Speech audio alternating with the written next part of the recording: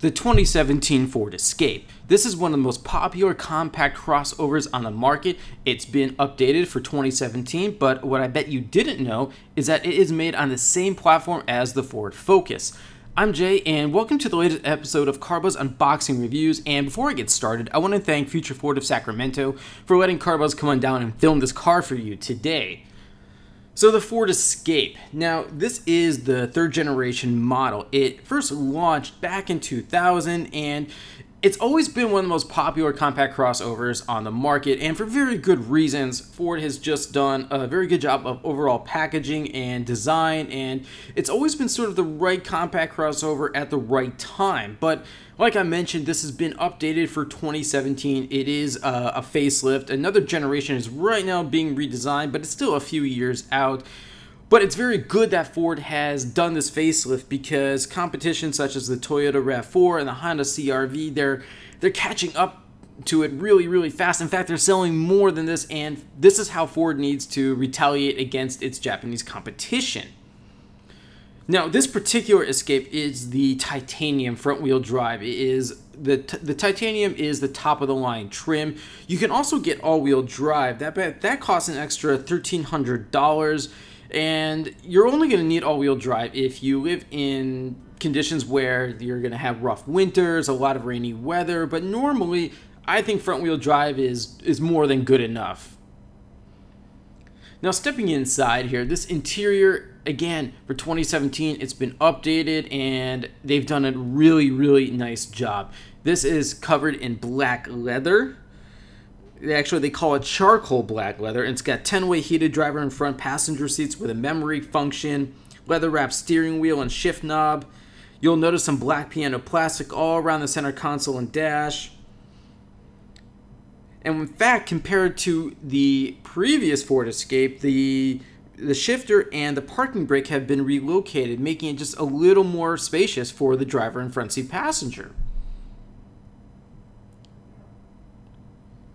And the moment you step inside, it's just like, man, this titanium trim, it is literally a luxury car. And when I get to pricing, you're just going to be wondering, wait a minute, should I maybe just consider a Ford Edge or a Ford Explorer, both of which are bigger than this? And that's one of the bottom line arguments that I want to address, but we'll get to that in a few more minutes. Now, just to be clear, the Ford Escape, because it's a compact crossover, it is a two-row crossover. There is no third row. If you want a third row, you're going to have to at least get the Ford Explorer or the even bigger Ford Flex. The Ford Edge, which is a midsize crossover, does not even offer a third row. Again, this is based off the Ford Focus, same platform. Just think of the Ford Escape as a raised Focus in many ways. But of course, it has a different exterior design, but you'll even notice the interiors between the Focus and the Escape are not all that different.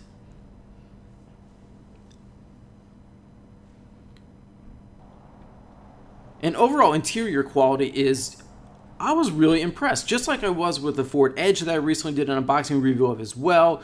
Ford has just really upped it. I remember as a kid back in the 90s, some of the Ford interiors, just like, well, anything else American made, were kind of cheap. A lot of cheap plastics, but that's all been replaced by soft touch plastics. And as you can see, that black piano plastic there, and it looks really good.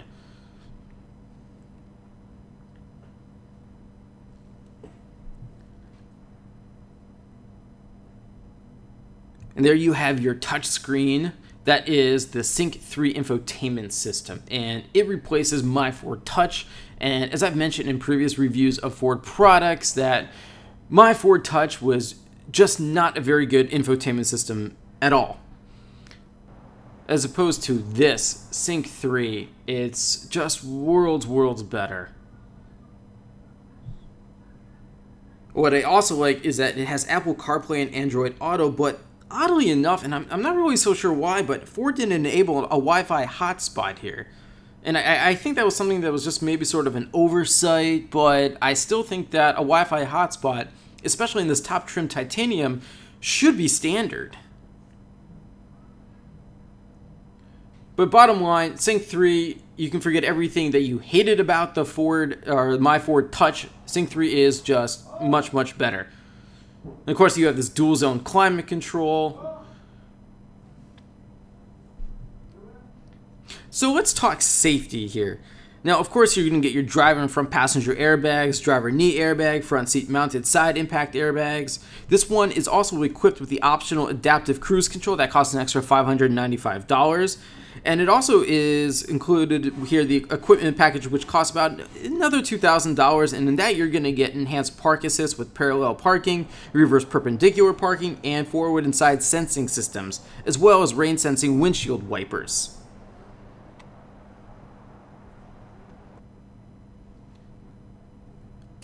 And in fact, the center console right here was made even bigger for 2017 compared to the 2014, 2015 that Escape that came before it. Again, Ford they listened to its customers and people wanted more storage space, and they delivered.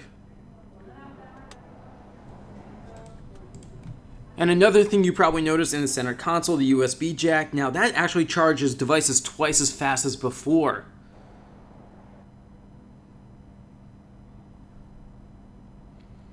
But the overall interior layout, I was very impressed with it, especially the Panoramic Vista sunroof. Now, you want this? Great, you can get it. It's going to cost you about an extra $1,500, which I was, again, a little surprised with because I think it should be standard in the top trim titanium.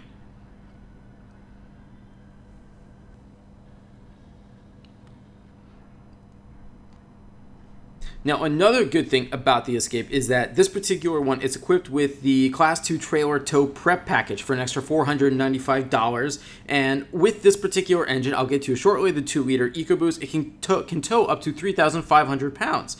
And trailer sway control technology is included in it as well.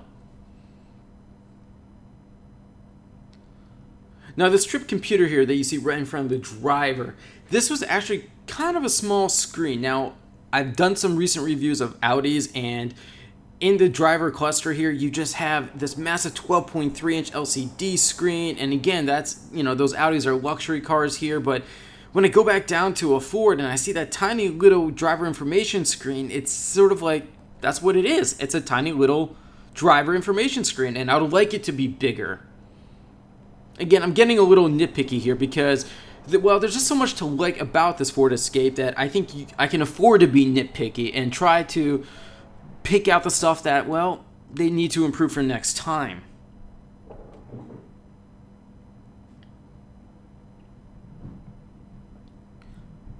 And these 10-way heated driver and front passenger seats with a memory function, they were actually very, very supportive and quite comfortable. So how does this drive? Well, Ford claims that the Ford Escape, it has the best handling in its class, but then again, there's also the Mazda CX-5, and I'm not so sure if Ford has driven that because the CX-5 is just, look, if you want a sporty handling crossover in this segment, go for the CX-5. I don't think this Escape is particularly sporty. It's got nice acceleration and very little body roll, but still, it's not a sporty feel. Now, second row seat space. As you can see, it's a little tight, yes. Again, if you want more space, get the Ford Edge. And when I get to pricing, I want to keep reiterating that the Ford Edge, it just packs so much in there for such a reasonable amount of money. It kind of makes me wonder whether or not this Escape, especially this top trim titanium, is really even worth it, even though this is a very, very nice car. And of course, you have this electronic liftgate and the rear second row seats, 60/40 rear split. And overall cargo space is more than sufficient for this class. Again, you need something bigger. Ford has it for you. Edge, Explorer, and Flex. And at the moment, the Escape is the smallest crossover Ford builds, but there are rumors that they might even start selling a Ford Fiesta-based crossover, which that's a subcompact crossover, and that would compete with the Mazda CX-3, for example.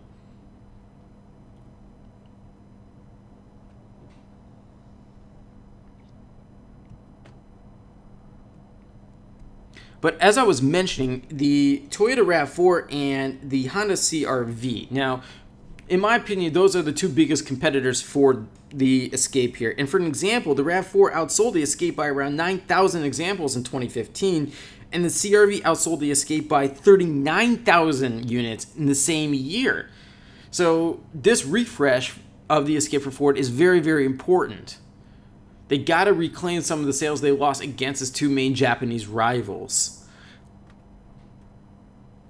And then just in the past few days, Chevrolet has unveiled its all-new redesigned Equinox, which is also a competitor for this. Now, it's still too new to test. It hasn't even been officially released at a car show just yet. But that new Chevy is going to be quite competitive against this, I'll tell you that. Alright, under the hood. Now what this is the top-of-the-line engine you can get in the Escape. The 2-liter EcoBoost inline-four, 245 horsepower and 275 pound-feet of torque is paired to a 6-speed automatic with paddle shifters. Now that automatic transmission is the only transmission offered across the entire Escape lineup. And the other two engines that you can get is the naturally aspirated 2.5 inline 5-liter with 168 horsepower and 170 pound-feet of torque. And then there's the new mid-level 1.5-liter EcoBoost 4 with 179 horsepower.